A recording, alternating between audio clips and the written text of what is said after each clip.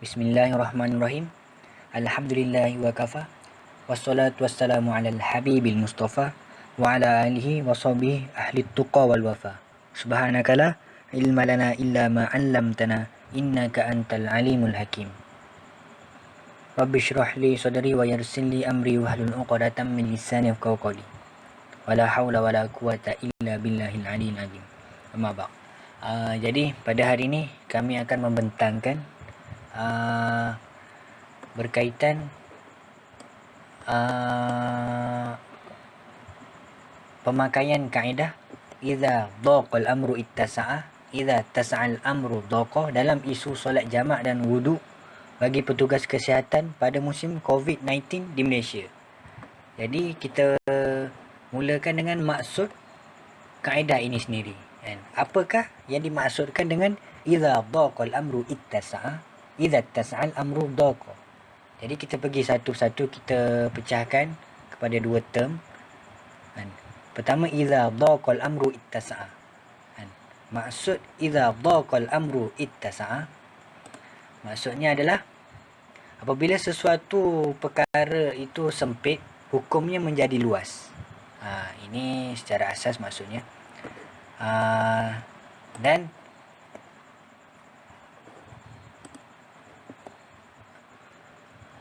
kaedah yang pertama ini ia disebut oleh Imam Syafi'i sendiri dan merupakan fatwa beliau.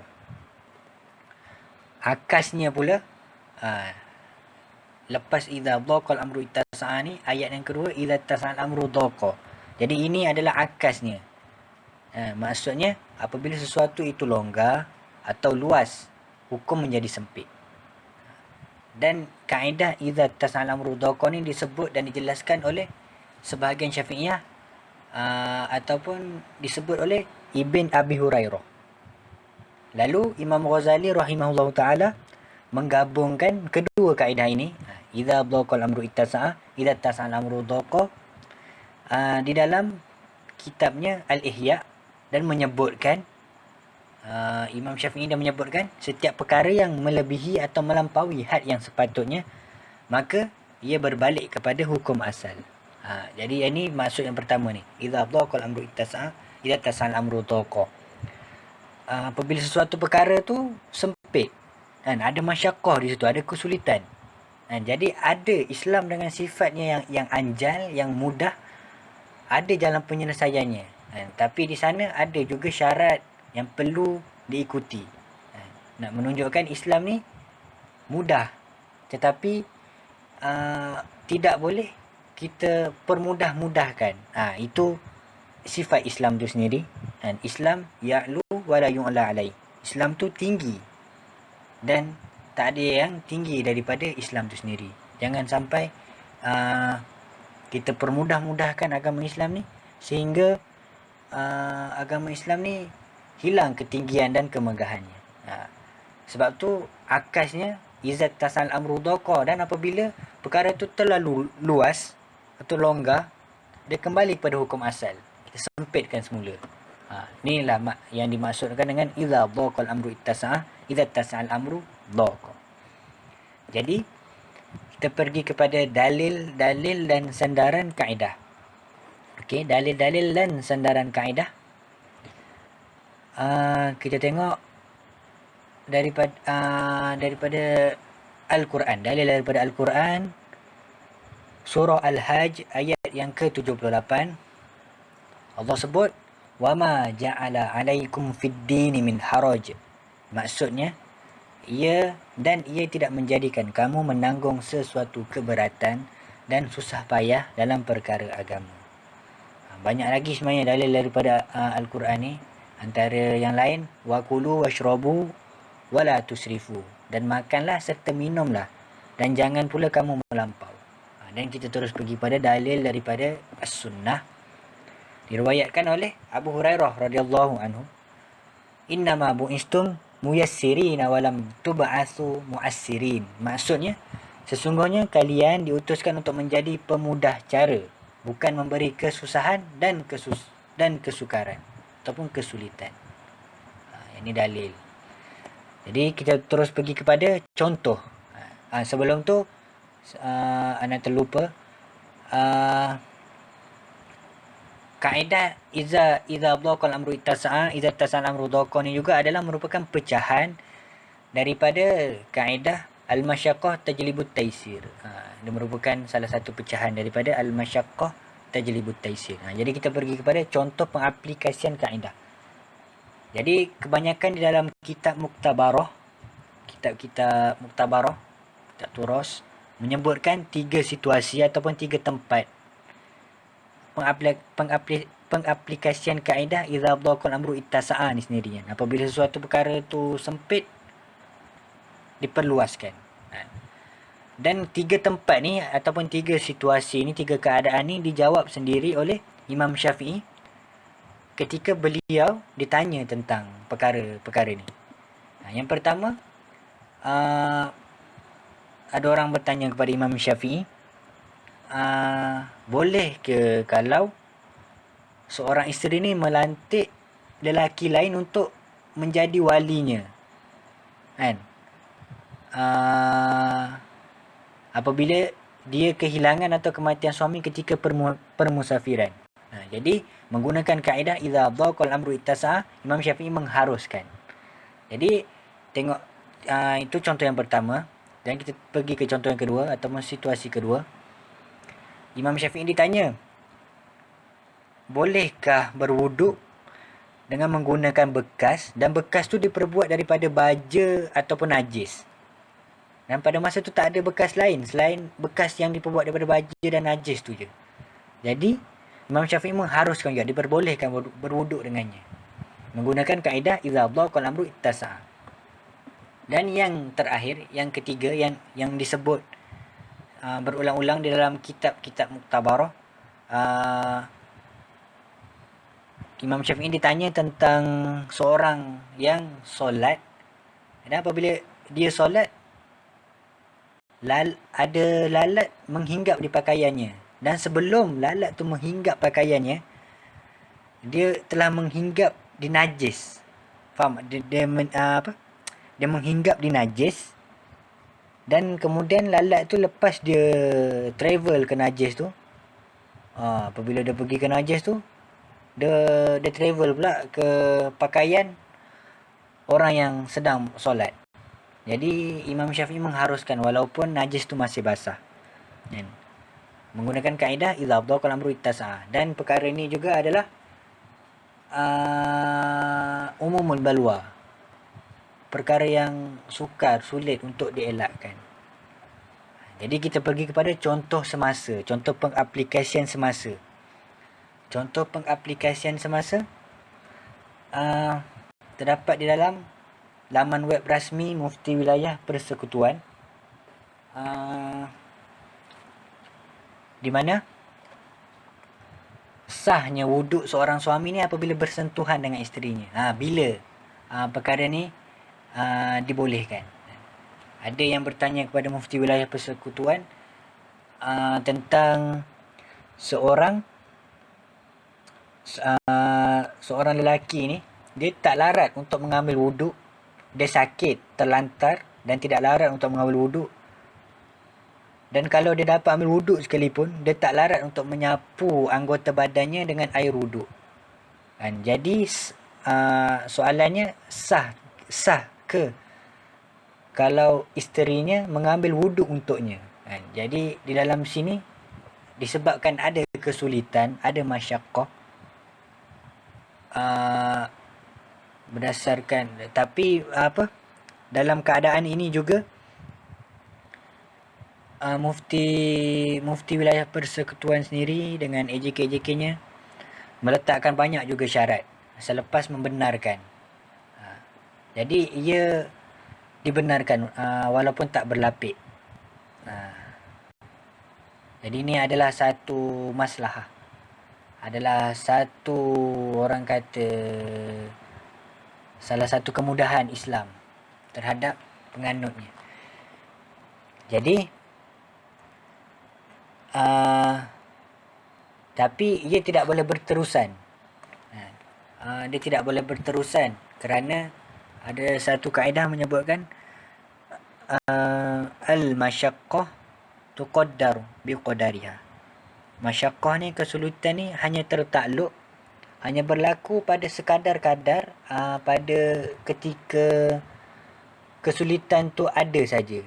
Pada ketika darurat tu saja. Dan apabila kesulitan tu sudah diangkat ataupun kesulitan itu telah hilang, muncullah kaedah yang kedua tadi, izat tasa'al amru dhaqa. Dan apabila sesuatu perkara tu terlalu luas, sempit pula. Dan apabila ia terlalu luas, kembali kepada hukum asal. Dan contoh lain yang disebut sendiri oleh Dr. Rizwan dalam situasi solat Jumaat. Asalnya solat Jumaat, mazhab kalau kita mazhab Syafi'i, syarat sah solat Jumaat itu adalah 40 orang. Tetapi kita dapati ia berubah, ditunaikan dari kurang daripada 40 orang. Dia menggunakan kaedah ini, idza dhaqal amru ittasa'a. Dia mengikut mazhab Hanafi, menghadkan 12 orang. Tetapi perlu diingat, bila tamatnya COVID-19 ni, ia perlu kembali kepada hukum asal. Dia tidak boleh berterusan. Itu antara contoh aplikasi dan secara ringkas konsep ataupun kita panggil view berkaitan dengan kaedah idza dhaqal amru ittasa'a, idza tasal amru dhaqa.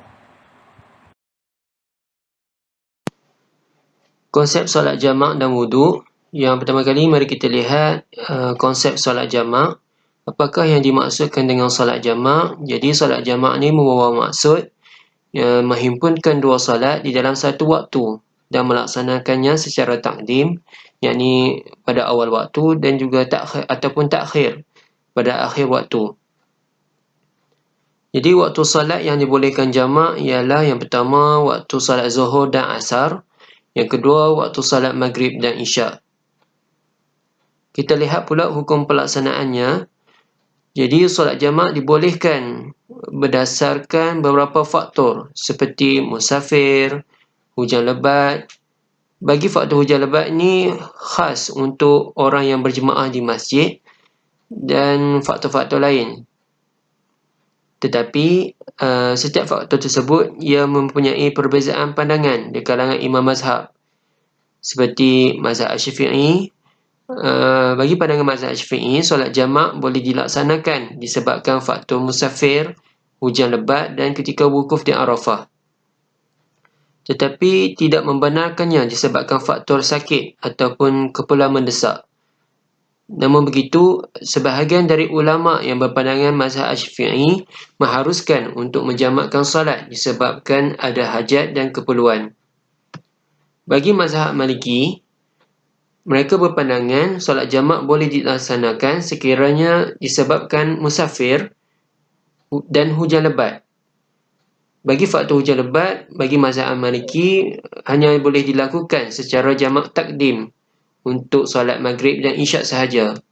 Tetapi mereka tidak membenarkan solat jamak disebab sakit atau keperluan mendesak.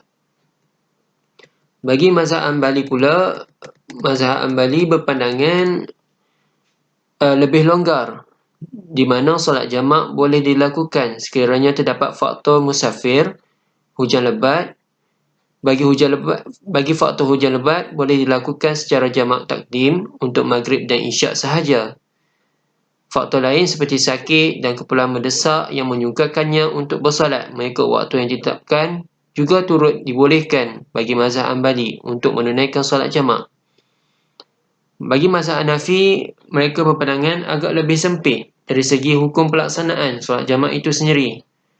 Hal ini kerana mereka hanya membenarkan solat jamak boleh dilaksanakan ketika haji, yakni ketika wukuf di Arafah dan bermalam di Mina sahaja. Sekarang, mari sama-sama kita lihat pula konsep wuduk. Wuduk ni dari segi bahasa, ia membawa maksud baik dan bersih, al-hasan wan nazafah. Dan ia merupakan isim masdar yang berasal dari fi'il tawaddu'a. Dari segi syarak pula, wuduk ni membawa maksud mengenakan air pada anggota tertentu seperti muka, kedua tangan dan anggota wuduk dengan cara khusus.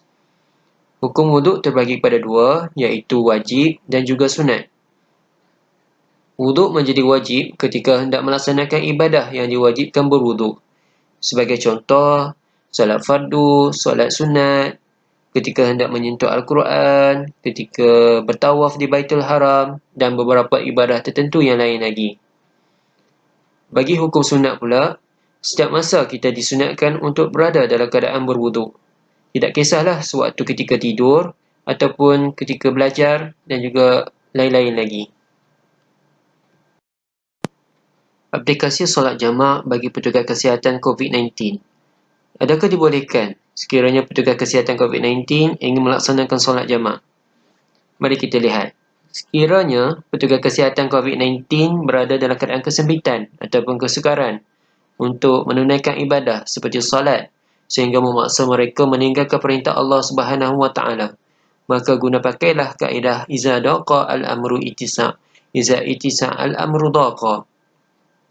Apabila sesuatu itu sempit, hukumnya menjadi luas. Namun sekiranya sesuatu itu langgar, hukumnya menjadi sempit. Memang pada asalnya, mazhab Syafi'i berpandangan tidak boleh melaksanakan solat jamak disebabkan hajat dan keperluan. Namun, ada pandangan ulama lain yang membenarkan solat jamak disebabkan hajat dan keperluan.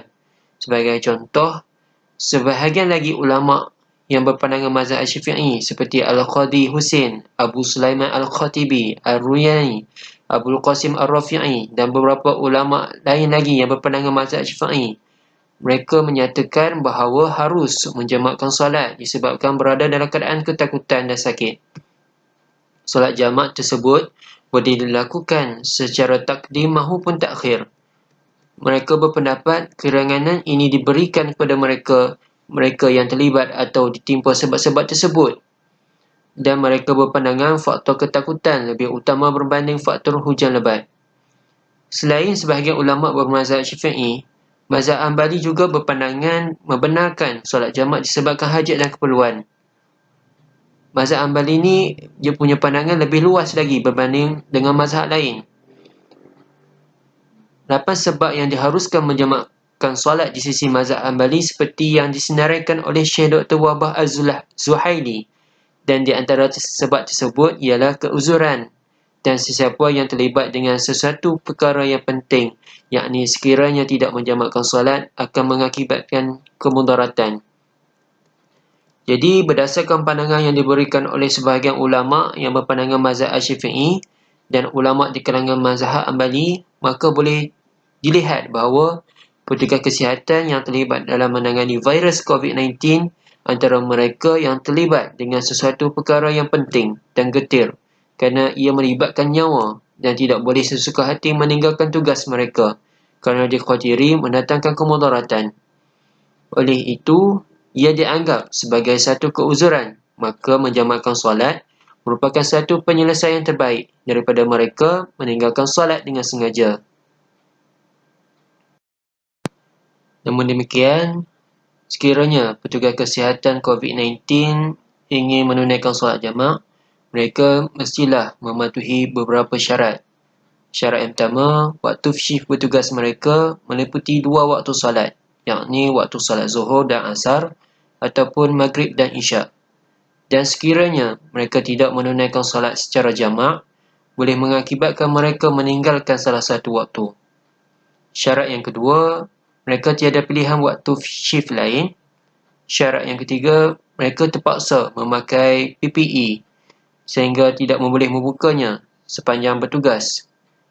Yang keempat, melakukan jamak takdim sekiranya waktu shift berpanjangan sehingga terkeluar kepada waktu salat kedua.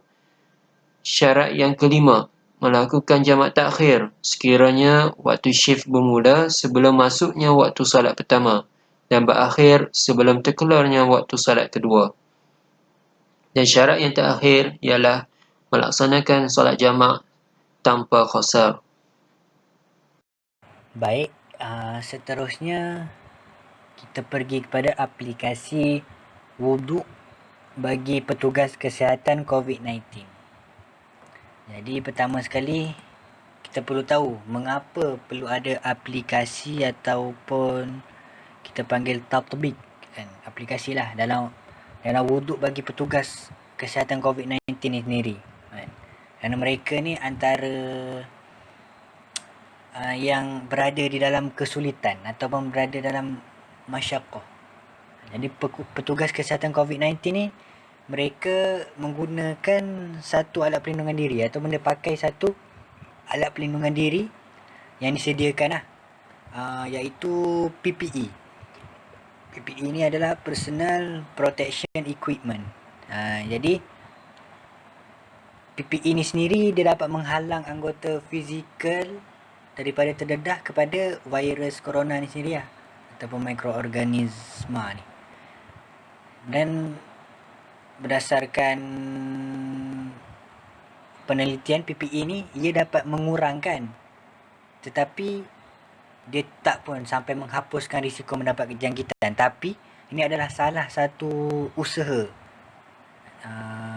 para petugas kesihatan ataupun perubatan COVID-19 ni dalam mengurangkan berlakunya jangkitan ni sendiri. Jadi apabila menggunakan PPE ni, dia perlu bertugas dalam waktu masa yang panjang dan perlu memakai pakaian PPE tu. Dan untuk membukanya dan memakainya balik, itu adalah satu kesulitan ataupun satu masyaqqah. Dan pesakit sendiri perlu mendapat perhatian ataupun perlu mendapat perhatian lah, perlu mendapat perhatian daripada petugas ni sendiri. Dan mungkin petugas ni dia akan pakai PPE ni sepanjang masa, dan yang menyukarkan untuk berwuduk. Jadi oleh itu adalah aplikasi tersendiri di dalam kes ini menggunakan kaedah idza dhaqal amru ittasa'a. Bila sesuatu itu sempit, diperluaskan, maka hukum menjadi luas.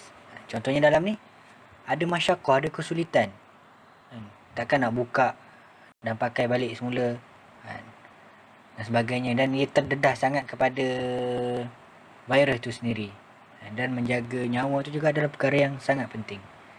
Jadi bila petugas kesihatan ni mempunyai ada masyaqqah, ada kesulitan, ada hukum yang dilonggarkan, diperluaskan. Jadi kita pergi berdasarkan penelitian dan berdasarkan pembacaan kami berpendapat wuduk bagi petugas kesihatan wuduk bagi petugas kesihatan COVID-19 perlu ditukar kepada tayamum. Perlu ditukar daripada wuduk ke tayamum. Kerana di dalam laman web rasmi Mufti Wala Persekutuan sendiri,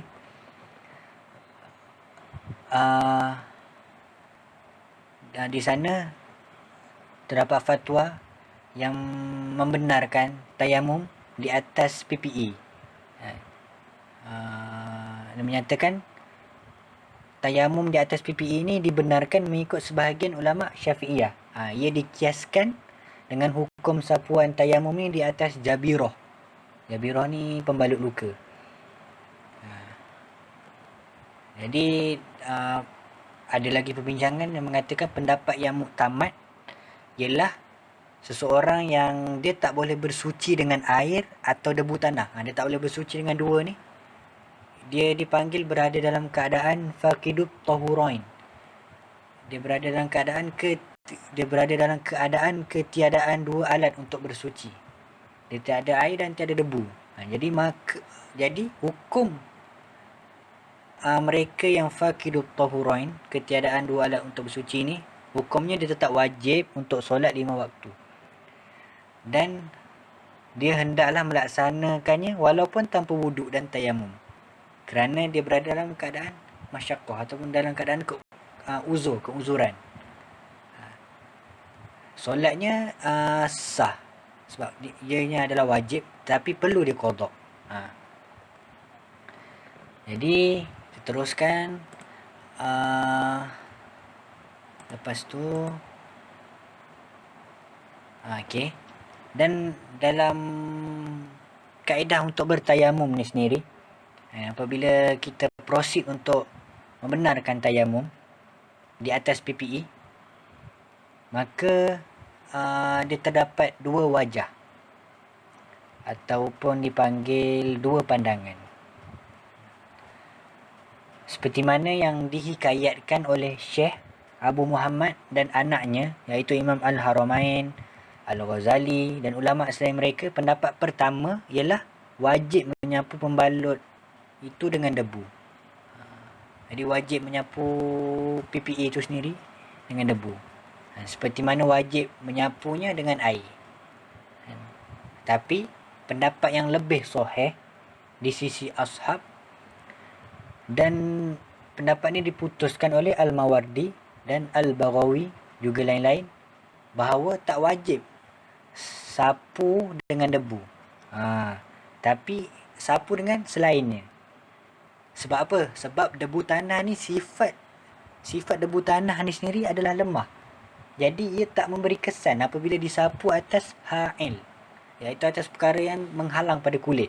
Dia berbeza kalau kita sapu dengan air. Sebab air ni dia memberi kesan apabila disapu atas menghalang tu. Seperti mana berlaku dalam kes khuf. Jadi berdasarkan perkara yang saya sebutkan ini, maka hukum tayamum tu adalah disunatkan. Inilah yang disebut oleh Ad-Darimi dan selainnya, bagi tujuan khuruj minal khilaf, keluar daripada khilaf. Dan selepas tu apabila petugas kesihatan ni solat dengan bertayamum, dan bertayamum menyapu di atas PPE itu sendiri, pakaian keselamatan tu, PPE itu sendiri, dia tak perlu diulang semula, tak perlu diqadha. Dia ada 4 qaul sebenarnya di dalam mazhab Syafi'i itu sendiri. Tetapi qaul yang paling kuat daripada sudut dalil adalah pendapat Al-Muzani, iaitu wajib solat dan tidak wajib ulang. Wajib solat dan tidak wajib ulang. Boleh je nak ulang, tapi tak wajib pun nak ulang. Di situ. Kerana ada juga pendapat yang mewajibkan untuk mengulang. Tapi pendapat qaul yang paling kuat daripada sudut dalil ni adalah pendapat Al-Muzani ni sendiri, iaitu wajib solat dan tidak wajib pun untuk mengulang semula, untuk mengqadha semula. Jadi inilah pendapat Al-Muzani terhadap setiap solat yang wajib dilakukan pada waktunya tetapi dilaksanakan dalam keadaan terdapat kecacatan, tidak perlu diulang semula. Jadi kita dah membincangkan tentang aplikasi wuduk yang bertukar kepada tayamum. Dan apabila solat dengan tayamum di atas PPE, tak perlu diulang semula. Dan selepas tu perkara ni juga tak boleh berterusan, kerana ada kaedah yang menyebutkan ad-darurah tuqaddar biqadariha. Ini saya minta maaf, pada awal pembentangan tadi ana menyebutkan al-masyaqqah tuqaddar biqadariha, ada sedikit ralat di situ. Ad-darurah tuqaddar biqadariha sebenarnya, kerana secara spontan kan. Jadi ad-darurah tuqaddar biqadariha, maksudnya keadaan-keadaan darurat itu mengharuskan perkara yang dilarang sekadar kadar darurat itu saja. Jadi ia tak boleh berterusan. Jadi tak boleh untuk lepas habis COVID-19 ni kita terus nak bertayamum walaupun ada air, dan walaupun tak ada perkara, tak ada kesulitan pun pada masa tu. Jadi pada ketika ni izat tas'al amru dhaqa, dan apabila perkara terlalu luas dan tak ada masyaqqah, dah masyaqqah diangkat, kesulitan diangkat, kepayahan diangkat. Jadi perlu kembali kepada hukum asal. Apabila tamatnya COVID-19, dia perlu kembali kepada hukum asal, menggunakan kaedah ad-darurah tuqaddar biqadariha. Jadi itu sajalah pembentangan daripada kami. Wallahu a'lam bissawab.